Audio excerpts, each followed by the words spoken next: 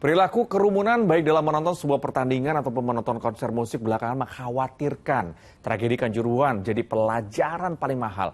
Belum lama beberapa konser musik pun ada yang terpaksa dihentikan lebih awal oleh aparat keamanan untuk alasan keselamatan orang banyak. Sebenarnya tanggung jawab siapa saja keselamatan dalam sebuah kerumunan yang terorganisasi seperti konser musik? Kita diskusi bersama. Mas Yati. Udah. Sorry, udah mulai. Ini lagi seneng banget nonton videonya Noah waktu di Harmoni SCTV.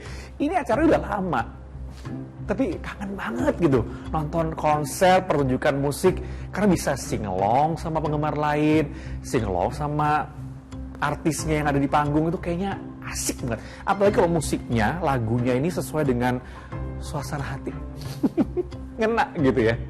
Tapi kalau lihat konser pertunjukan musik sekarang, kalau misalnya nih diajakin buat nonton sekarang, jadi mikir. Kenapa mikir? Karena pasti tahu dong, ada pertunjukan musik yang penuh banget. Bahkan saking penuhnya, hari terakhir pertunjukan dibatalkan. Udah gitu, ada lagi cerita yang katanya datang ke sebuah konser, malah pingsan. Ada puluhan orang yang pingsan. Itu jadi ngeri kan? Nonton konser pengennya senang-senang kok malah jadi tak ada korban gitu. Ini sebenarnya salah siapa ya?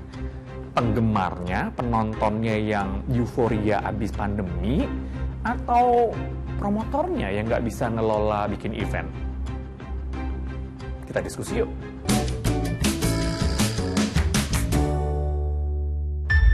NCT 127. Ini ada sebuah boyband asal Korea Selatan yang baru-baru ini menggelar konser di Indonesia, tepatnya di BSD Tangerang, Banten. 2 hari konsernya, tapi hari pertama udah rusuh. Gara-garanya, para penggemar NCT 127 ini julukannya NCTzen. Mereka terlibat saling dorong. Pagar pembatasnya ambruk. Bahkan ada 30-an orang yang jatuh pingsan. Nah, ini sempat kesulitan panitia menenangkan para penggemar. Bahkan personel NCT 127 ikut menenangkan para penggemarnya. Nah, karena nggak pengen terjadi hal-hal yang tidak diinginkan, yang risikonya makin besar, polisi akhirnya menghentikan konser setengah jam lebih awal. Menurut Kombes Pol Endra Zulpan, Kabid Humas Polda Metro Jaya, konser NCT yang di Tangerang di ASBSD dihentikan kepolisian pada pukul 21.20 waktu Indonesia Barat. Konser itu telah berlangsung dari jam 19 waktu Indonesia Barat. Sudah berjalan kurang lebih 2 jam 20 menit. Karena di situ terjadi penonton yang mencoba mendekat ke panggung utama, mendekati penyanyi. Gak cuma rame di lokasi konser, tapi pasca kejadian, ini ada kata rusuh dan kata norak. Trending topics di media sosial. Bahkan beredar foto yang diduga salah satu panitia rela bersujud ke penonton memohon agar tertib agar acara ini bisa berlanjut nantinya di hari yang kedua. Nah, sebelumnya ada lagi nih pertunjukan musik di kawasan Senayan yang jadi masalah. Dari 3 hari penyelenggaraan ternyata cuma diizinkan 2 hari aja. Di hari ketiga, di hari terakhirnya dibatalkan gara-gara pengunjungnya membludak dan jumlahnya ini melebihi dari izin yang sudah dikeluarkan. Bahkan ada puluhan orang yang jatuh pingsan.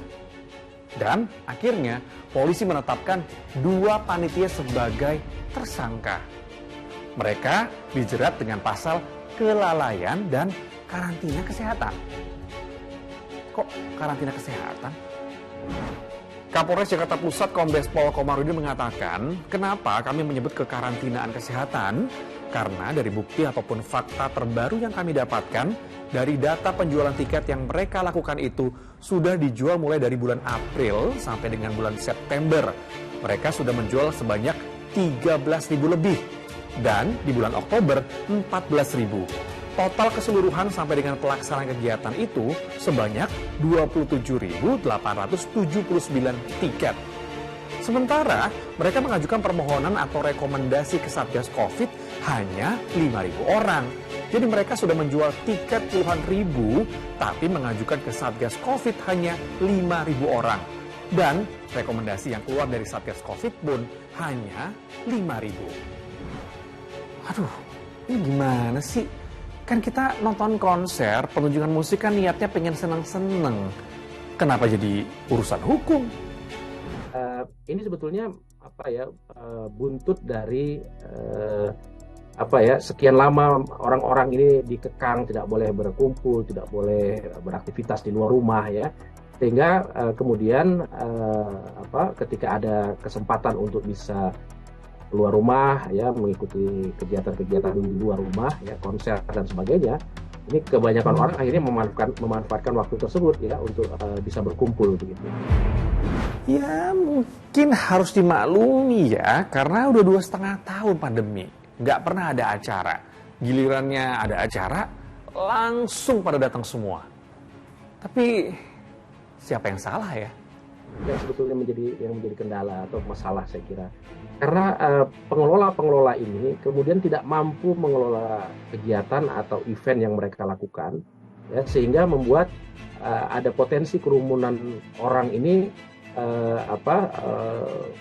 menghadapi satu situasi yang berbahaya begitu. Nah, secara sosiologis sebetulnya kerumunan itu tidak punya kehendak. Ya. Ini secara sosiologis nih. Jadi kerumunan itu tidak punya kehendak. Yang punya kehendak adalah orang yang memimpin atau yang mengundang terjadinya kerumunan. Ya, kita sebagai pengunjungnya memang juga harus punya edukasi atau punya kepekaan juga gitu. Kalau misalnya antri harus antri. Kalau misalnya ada arahan pintu ditutup yang nggak boleh dilanggar. Kalau misalnya mereka punya aturan main tidak saling dorong gitu ya. Kalau kedewasaan itu untuk pengunjung konser di Indonesia bisa ditingkatkan, saya rasa itu akan jauh membantu para promotor, karena sebenarnya tidak bisa disalahkan 100% hanya pada promotornya. Ya memang sebagai pengunjung itu memang juga harus belajar gitu ya. Oke. Semua pihak punya andil dan tanggung jawab menurut saya. Tapi sebenarnya ada nggak sih tanda-tanda yang bisa kita jadikan acuan bahwa ini adalah awal mula terjadinya chaos? Kenalnya paling gampang adalah komplain daripada pengunjung. Makanya sebenarnya kadang-kadang kita cuma ngomong, wah netizen suaranya terlalu keras. Tapi sebenarnya ketika kita bisa melihat animo komplainnya orang dalam sisi sosial media, apakah misalnya contoh dari Twitter yang saya paling gampang gitu ya, apakah promotor itu punya sensitivitas dalam membaca tracking, misalnya kayak wah udah jam segini pintu masih tertutup, atau udah jam segini makanan udah pada habis misalnya gitu, atau kamar mandi atau stage-nya terlalu membludak gitu kan. Jadi case-nya contoh kayak di Taiwan itu menurut saya sebenarnya banyak sekali crowd yang sudah memberikan signal gitu, baik dari Twitter ataupun telepon secara langsung. Tuh, gak promotor, gak penonton, semuanya kudu paham, teredukasi. Gimana caranya mengadakan sebuah event? Gimana aturannya datang ke sebuah pertunjukan musik?